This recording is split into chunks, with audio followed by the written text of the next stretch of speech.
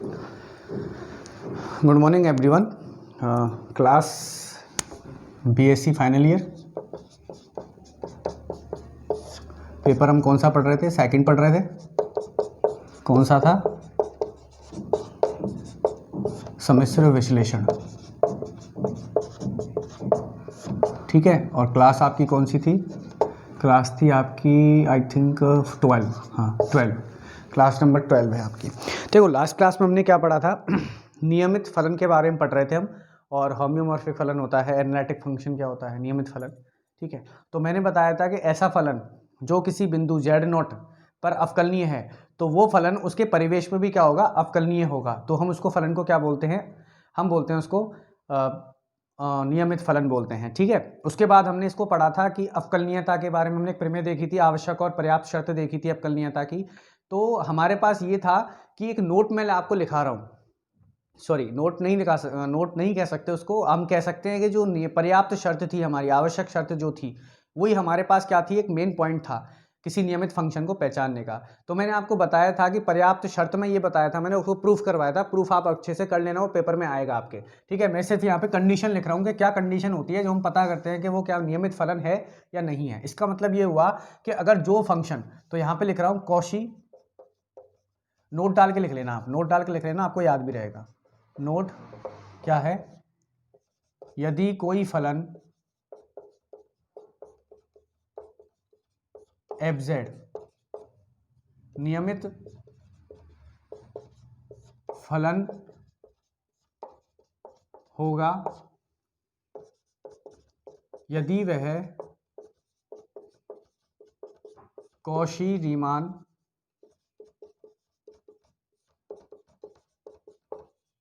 समीकरण को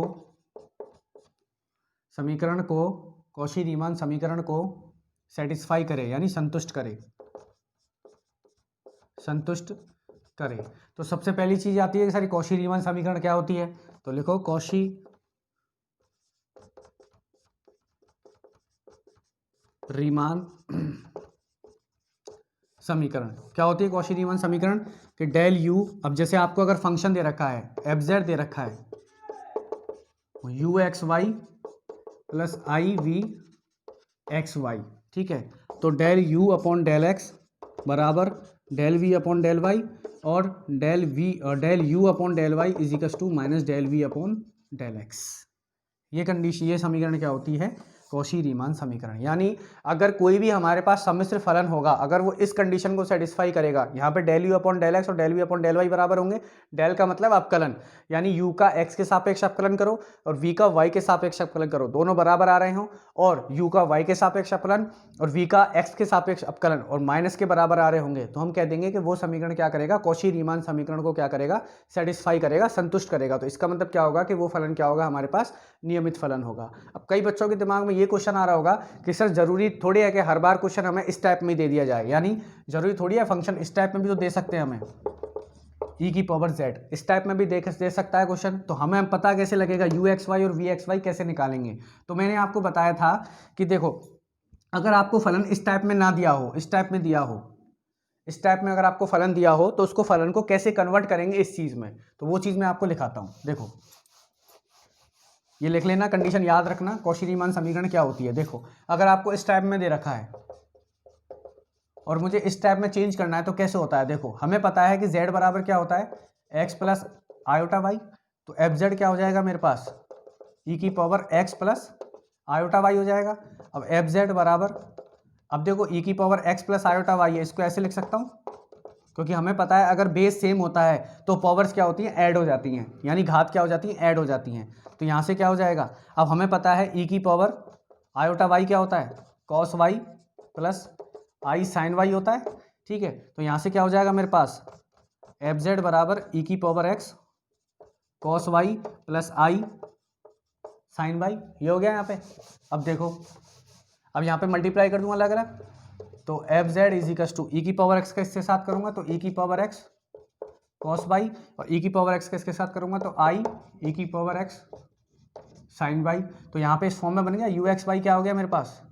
u(xy) यानी वास्तविक भाग, तो क्या हो जाएगा? e की पावर x कॉस वाई, और v(xy) क्या हो जाएगा मेरे पास? e की पावर x साइन वाई। तो यहाँ से क्या लिख सकता हूँ मैं, f z is equal to u x y plus i v x Y.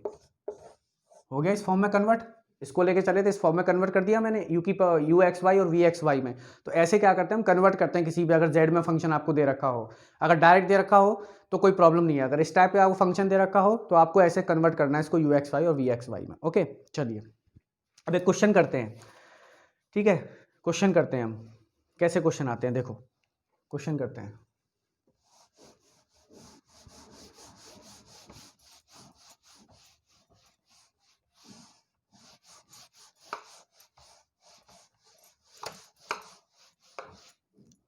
Question देखो, जैसे आपको दे रखा है फलन, क्वेश्चन है सिद्ध कीजिए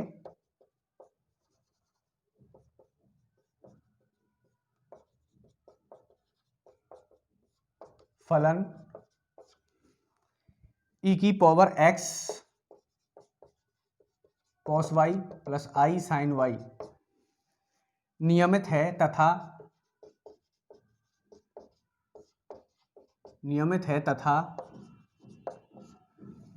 तथा इसका अवकलज भी ज्ञात कीजिए। इसका अवकलज भी ज्ञात कीजिए। तो देखो कैसे सॉल्व करेंगे। सबसे पहले फलन लिखेंगे हम, एफ जेड क्या दे रखा है हमारे पास, ई की power x cos Y plus I sine Y. ठीक है, तो पहले यू एक्स वाई में कन्वर्ट कर लूँ इसको, तो ई की power x cos Y plus I E की पावर एक्स साइन वाई, ये हो जाएगा। ये क्या होगा, यू एक्स वाई में कन्वर्ट हो गया, यानी यू एक्स वाई मेरे पास क्या आया, ई की पावर एक्स कॉस वाई, और वी एक्स वाई क्या आया मेरे पास, ई की पावर एक्स साइन वाई।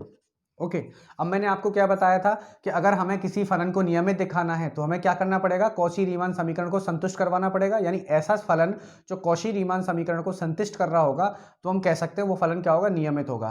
तो यहां से कॉची रीमान समीकरण क्या होती है हमारे पास, कॉची रीमान समीकरण क्या होती है हमारे पास, del you upon del x बराबर del we upon del Y और del you upon del Y is equal to minus del we upon del x, ये होती है हमारे पास। यानी इसको सेटिस्फाई करेगा तो हम कह देंगे कि नियमित है।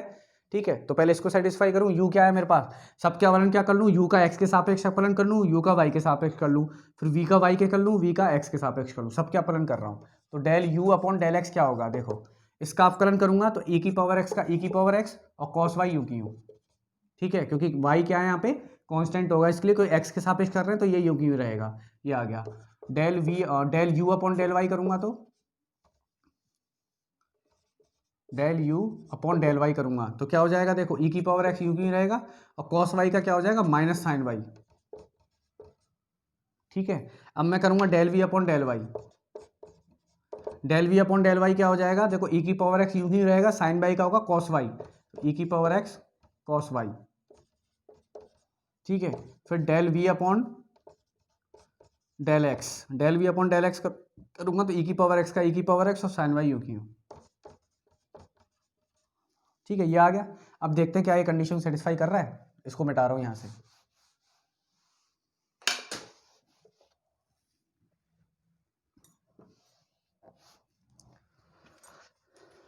देखो del you upon del x बराबर del we upon del y, आ रहा है या नहीं आ रहा, देखो del you upon del x क्या है, ई की पावर एक्स कॉस वाई बराबर, और del we upon del y कितना है, ई की पावर एक्स कॉस वाई, बराबर आ रहे हैं दोनों, यानी ये तो सेटिस्फाई हो गया। दूसरा क्या करवा रहा है, del you upon del Y is equal to minus del we upon del x, ये होना चाहिए हमारे पास। ठीक है, इसको मिटा देता हूं यहां से। तो del you upon del y कितना है, माइनस ई की पावर एक्स साइन वाई, और डेल वी माइनस का del we upon del x कितना है, ई की पावर एक्स साइन वाई। तो ये भी बराबर आ गए, ये दोनों क्या आ गए, बराबर आ गए। इसका मतलब क्या हुआ कि इस वाले फलन ने क्या किया, कौशी रीमन समीकरण को संतुष्ट कर दिया। इसके लिए का मतलब क्या होगा, ये फलन क्या होगा, नियमित होगा। तो क्या लाइन लिखूंगा मैं यहाँ पे, क्या लाइन लिखूंगा, क्या लिखूंगा, यह फलन कौशी रीमान समीकरण को संतुष्ट करता है, इसलिए यह फलन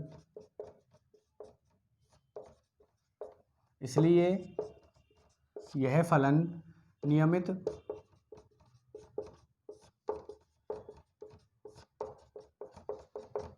फलन होगा। ठीक है, यानी जो फलन अगर कॉची रीमान समीकरण को संतुष्ट कर देगा वो फलन क्या कहलाएगा, नियमित फलन कहलाएगा। अब ये पूछ रहा है आगे कि इसका अपकलज भी ज्ञात करना है। इसका क्या करना है, अपकलज भी ज्ञात करना है। तो देखो अपकलज क्या होता है, f z is equal to del you upon del x plus i del we upon del x. ये क्या होता है, अपकलज होता है। तो हमारे पास del you upon del x क्या था, del you upon del x e की पावर एक्स था, और del we upon del x कितना था, del we upon del x था ई की पावर एक्स साइन वाई। यानी देखो माइनस तो बाहर आ रहा है तो माइनस को हटा दो, del we upon del x क्या है, ई की पावर साइन वाई, तो यहाँ रख दूंगा मैं। तो एफ जेड बराबर del you upon del x कितना है मेरे पास, ई की power x cos Y plus i, और del we upon del x क्या है, ई की पावर साइन वाई, ई की पावर एक्स साइन वाई। तो यहाँ से क्या हो जाएगा, ई की पावर एक्स कॉमन ले लूँ तो क्या बचेगा, cos Y plus I sine Y, यह है मेरे पास। ठीक है,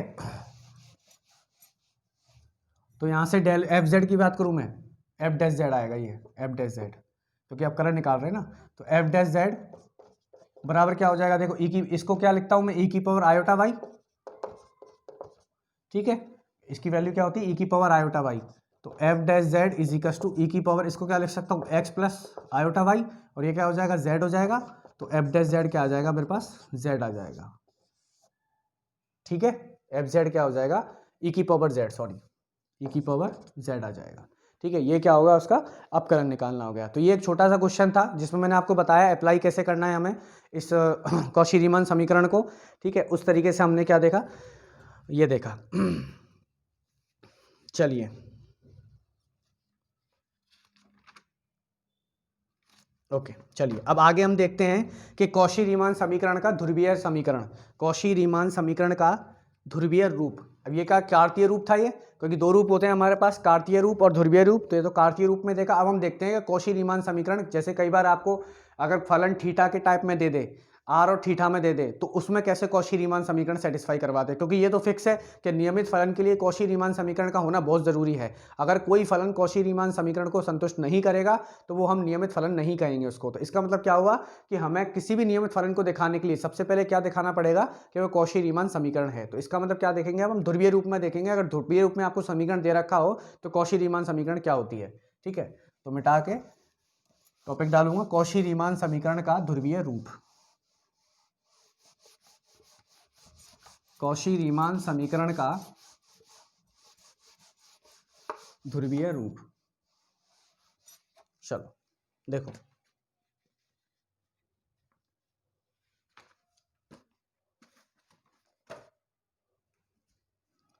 हेडिंग है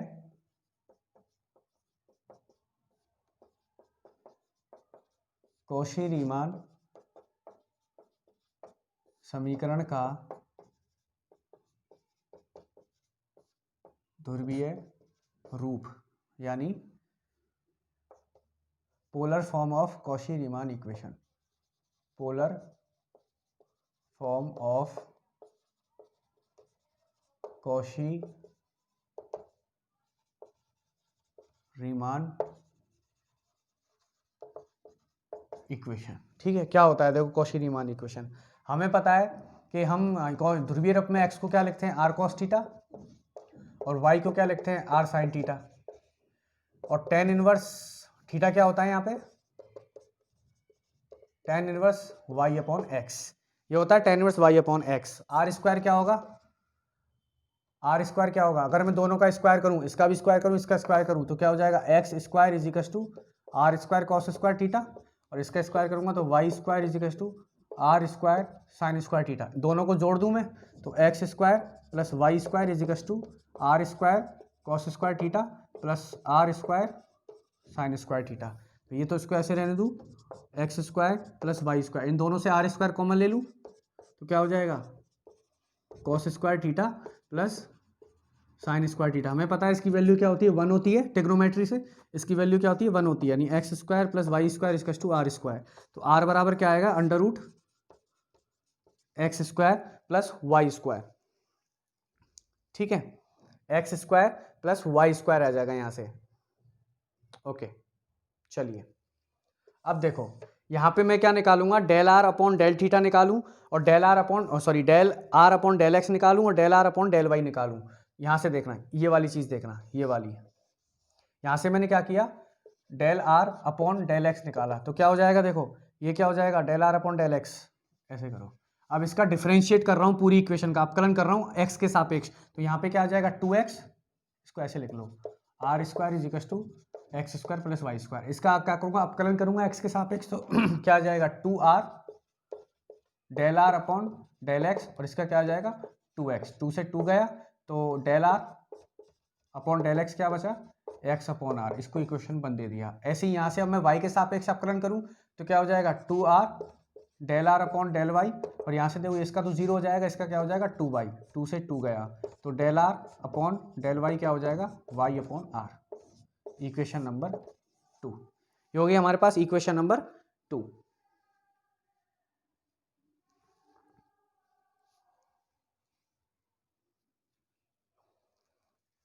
ठीक है, इक्वेशन नंबर 2। चलिए अब देखिए एक चीज और देखिए इसमें, यहाँ पे x अपॉन आर, तो यहाँ से x अपॉन आर की वैल्यू कितनी निकलेगी, यहाँ से x upon r is equal to cos theta, क्योंकि r को नीचे ले जाऊँ तो x अपॉन आर बराबर क्या कॉस थीटा हो जाएगा, यहाँ पे y अपॉन आर बराबर क्या हो जाएगा साइन थीटा हो जाएगा। तो यहाँ पे क्या लिख सकता हूँ कॉस थीटा, और इसके बराबर क्या आएगा साइन थीटा आएगा हमारे पास। ठीक है, उसके बाद देखते हैं हम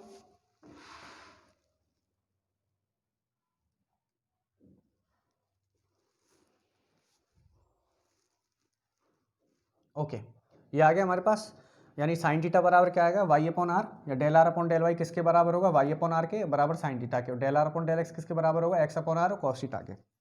अब बात करते हैं थीटा की बात, थीटा की बात करते हैं। देखो थीटा की बात करते हैं, इसको पूरे को मिटा रहा हूँ मैं, ये याद रखना भी काम आएगा बाद में। ठीक है, इस हेडिंग को भी मिटा रहा हूँ।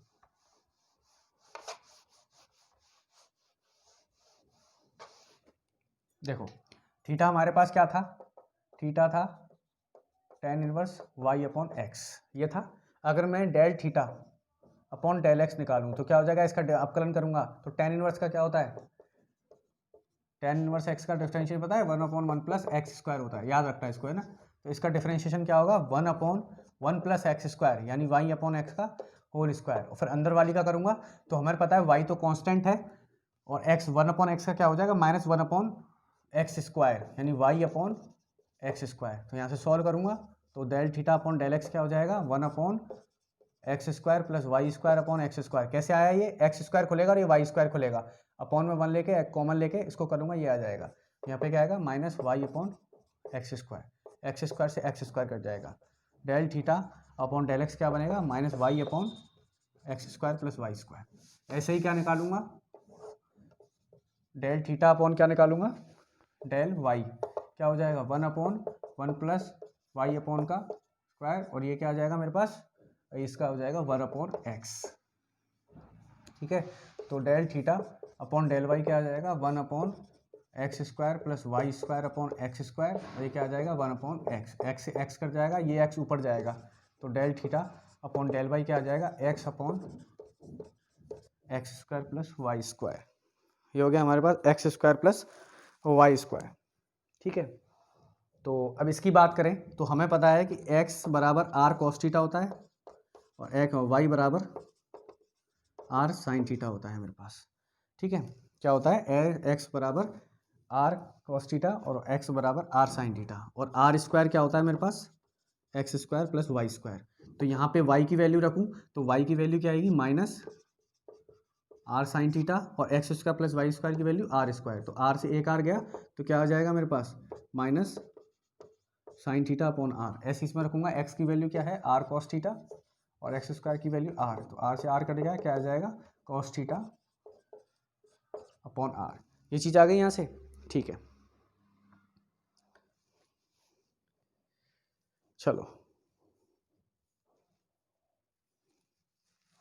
आगे क्या देखेंगे, देखो यहाँ तक आगे इन टर्म्स को याद रखना है, सब काम आएंगे अभी तुम्हारे। देखो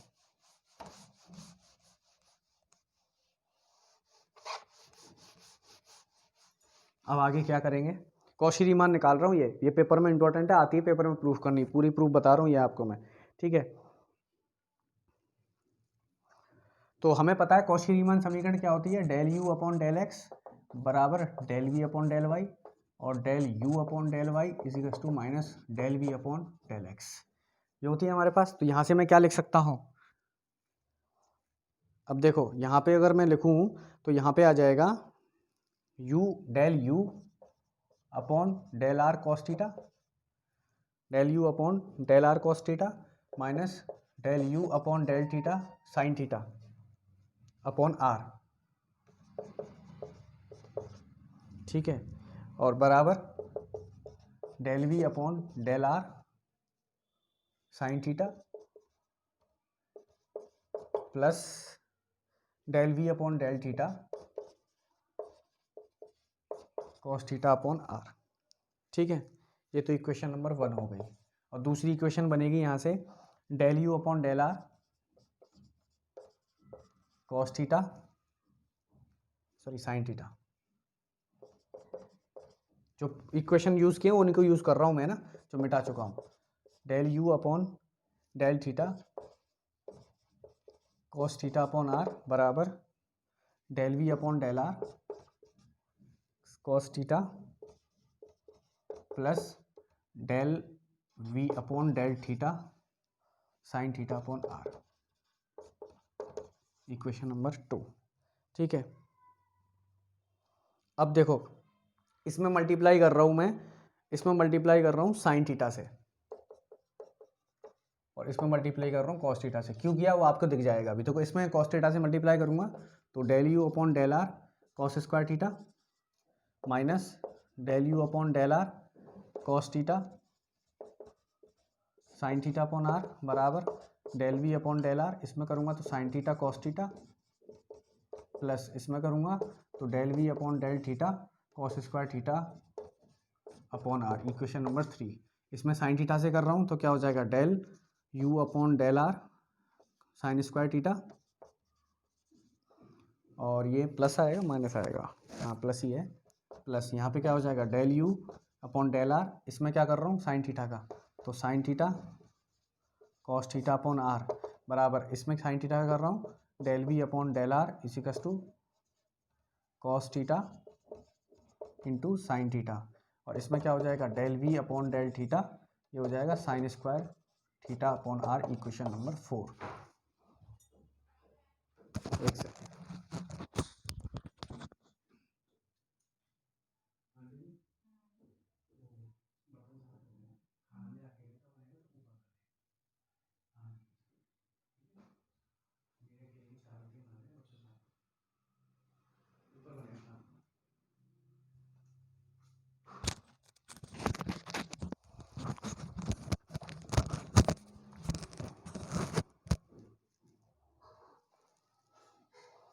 ठीक है, ये हो गया हमारे पास।